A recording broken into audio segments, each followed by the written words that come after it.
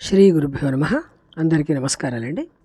నేడు మనం పద్మపురాణంలోని మాఘపురాణంలో 24వ అధ్యాయం చెప్పుకుంటున్నాము. మాఘస్నాన ఫలితాన్ని గురించి ఉంది ఈ అధ్యాయంలో. మాఘమాసం, ఆ మాసంలో చేసిన స్నానం, నియమం, ఫలం, వీటిని గురించి వశిష్ఠ మహర్షి దిలీప మహారాజుకు ఇట్లా చెప్తున్నారు. దిలీప, అన్ని మాసాలలోనూ మాఘం ఉత్తమోత్తమం.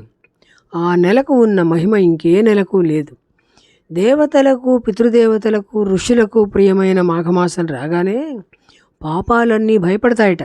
అయ్యో, సూర్యుడు మకరంలో ప్రవేశించాడు, చిరకాలం మానవలోకంలో సుఖంగా ఉన్నాం మనం, మాకు ఈ మాఘమాసం వినాశకాలం, ఇక మేము ఎక్కడికి పోవాలి అని ఏడుస్తాయట. అంటే అంతకాలం ప్రజలందరూ పాపాలు చేస్తూ ఉంటారు, పాపాలు సంతోషంగా ఉంటాయి. మాఘమాసం వచ్చినప్పుడు పుణ్యకార్యాలు మొదలు పెడతారు. నదుల్లో స్నానాలు, ధ్యానాలు, దానాలు, దాంతో పాపాలను వెళ్ళగొట్టినట్టు అవుతుంది. అందుకని మనస్సు, మాట, చేసే పని ఒకే విధంగా ఉండేవాడు పుణ్యతీర్థాలలో స్నానం చేస్తే వచ్చే పుణ్యఫలం పొందుతారు. అంటే మనిషి త్రికరణ శుద్ధుడై ఉండాలి అన్నమాట.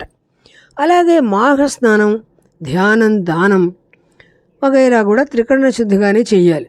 నీళ్లలో మునిగినంత మాత్రాన ముక్తి వస్తుందా?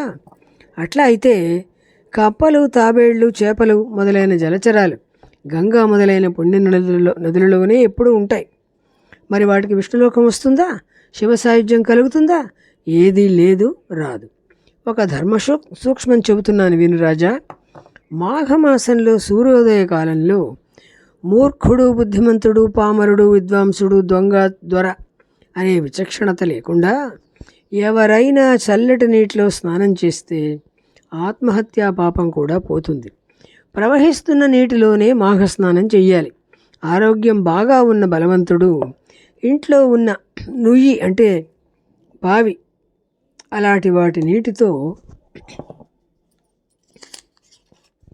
స్నానం చేయకూడదు.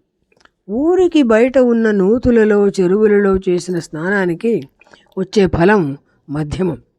శరీరాన్ని శ్రమ పెట్టడం వల్ల పుణ్యం వస్తుంది కనుక చలికి వెరవక అంటే జడవకుండా, వెనుదీయకుండా చల్లటి నీటిలోనే స్నానం చేయాలి. స్నానం అయిన తర్వాత చలిమంట కాచుకోకూడదు.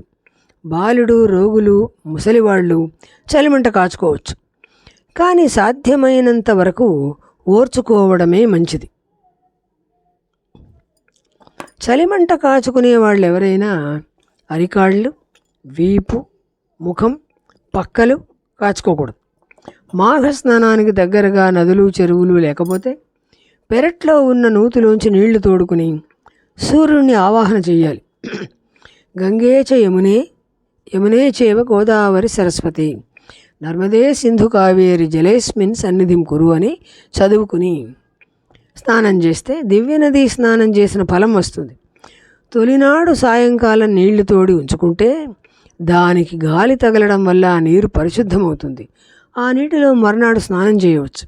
నిప్పు వల్ల బంగారం మాలిన్యం పోయి శుద్ధమైనట్లుగా మాఘ స్నానం వల్ల మనుష్యులు పాప విముక్తులై పరిశుద్ధులవుతారు. మాఘమాసంలో నిత్యము నువ్వులు, చక్కెరతో కలిపి దానం ఇయ్యాలి.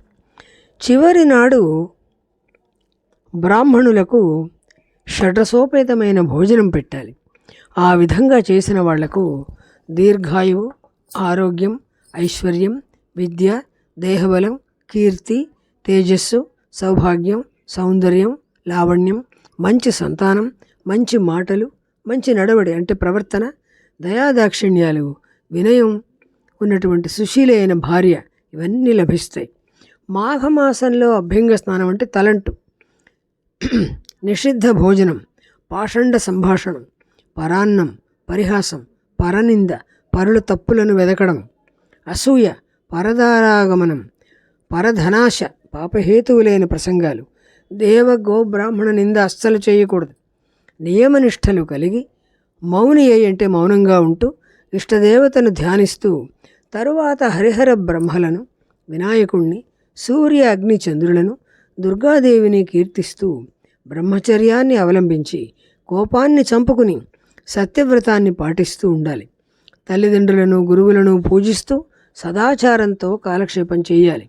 బ్రాహ్మణ, క్షత్రియ, వైశ్యులు ఎవరైనా సరే మాఘమాసమంతా నియమంగా స్నానం చేస్తూ ఉపవాసం చెయ్యాలి. ఇంద్రియాలకు లోబడకూడదు, రకరకాల కోరికలు కలిగించుకుని వాటిని తీర్చుకోవడం కోసం వెంపర్లాడకూడదు అని. కోపాన్ని అణచుకోవాలి, నేల మీదే నిద్రించాలి. 3 కాలాలలోనూ దేవతార్చన చేస్తూ ఉండాలి. నెల చివర పాలిస్తున్న లేగతో ఉన్న సాధువైన ఆవును యోగ్యుడైన వాడికి దానం ఇవ్వాలి. మేలిమి రకం బియ్యంతో వండిన అన్నంతో బ్రాహ్మణ సమారాధన చేసి శక్తి కొద్దీ దక్షిణలిచ్చి వాళ్ల దీవెనలు పొందాలి. ఇట్లా చేసేవాడు త్రిమూర్తుల లోకాలలోనూ ఇంద్రలోకంలోనూ చిరకాలం నివసిస్తాడు. మాఘమాసంలో సూర్యోదయ సమయంలో స్నానం చేసి సూర్యస్తుతి చేసి అర్ఘ్యమిచ్చి దైవనామ సంకీర్తనం చేసిన వాడు అంత్యకాలంలో సూర్యమండలాన్ని భేదించి నారాయణ సాన్నిధ్యం చేరుకుంటాడు. కనుక మాఘమాసానికి సమానమైన నెల లేదు అని చెప్పానని వశిష్ఠ మహర్షి దిలీప మహారాజుకు చెప్పారు. దీంతో మనం 24వ అధ్యాయం ముగించుకున్నామండి. రేపు పద్మపురాణంలోని మాఘపురాణంలో 25వ అధ్యాయం చెప్పుకుందాము. స్వస్తి.